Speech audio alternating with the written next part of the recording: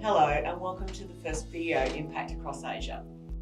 The International Labour Organisation states that women are paid 20% less than men, with the ILO calling for state and organisational level reforms for systemic change in order to bridge the gap. But it's broader than just pay, it's about full participation. Equality means an individual or group are given the same resources and opportunities. Equity, on the other hand, understands people are different, come from different backgrounds and situations, and allocating resources in a way that allows for equal outcomes.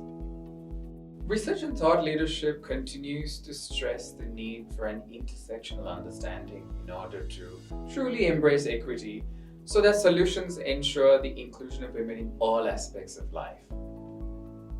So, in celebration of International Women's Day 2023 and in keeping with this year's theme, here are 3 dimensions that we should be mindful of every day to move towards embracing equity. So the first dimension we'll look at is representation versus participation. So gender diversity reporting is crucial to organizations to understand inclusion. As organizations align to ESG and United Nations Sustainable Development Goals, we continue to see headway in diversity reporting. So this cements the need for representation in organizations, but very little could be said of participation of women in organizations. The Women in the Workplace report states that women are switching jobs at a rapid rate and to skip to work in different cultures because the current cultures are prohibitive of growth and not inclusive or not giving meaningful participation. And why might this be the case? Well, I guess it's one thing to have representation, but that doesn't necessarily mean that women feel like they belong. Women will seek out and move to competitors for a better workplace situation, more flexibility, a better culture. We're seeing more and more women starting up their own small businesses, and the SME sector is a growth area of participation for women because they can seek out the things that they require and the flexibility to deal with their ordinary or their day-to-day challenges. Right, so in order to deal with challenges, I think one of the other ways that we can help or look at the dimensions is around compensation and recognition. So in our efforts towards gender equality, we continue to strive for equal pay, mandatory pay disclosures, and bridging the gender pay gap. Now, the UN forecasts that it would take at least 2.5 centuries to bridge the gap. However, this data is mostly centered around compensation decisions in the direct labor force, where the gender stands out to be a prominent cause of discrimination.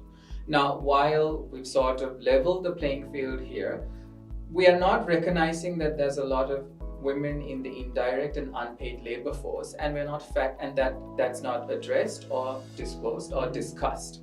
Now, women earn 77 cents to the dollar, as the UN says, and women continue to work 2.5 times more than men in the unpaid workforce, and the disparities are stark. They are stark, and to continue to compensate using this singular dimension model doesn't recognise the roles women are playing socially, which are based on centuries of cemented biases and just social expectations. If we truly want equity for women in the workplace, there needs to be an acknowledgement of the other roles that they may be playing outside of the workplace in terms of running a household and caregiving as an example.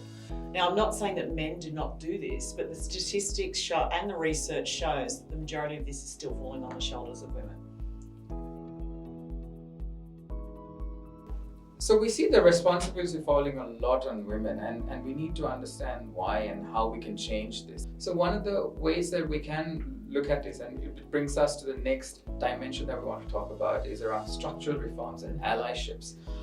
Now, global development agencies like United Nations, as the third sector, we've continue to partner with public and private sector to shift the needle. And in the past 30 years, we continue to see that there's a lot of progress has been made.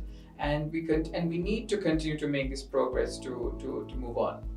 Yeah, we certainly do need to continue what we're doing. So, while all these efforts have been lauded, for addressing the challenges to female empowerment or women empowerment globally, the realities on the ground are often very, very different.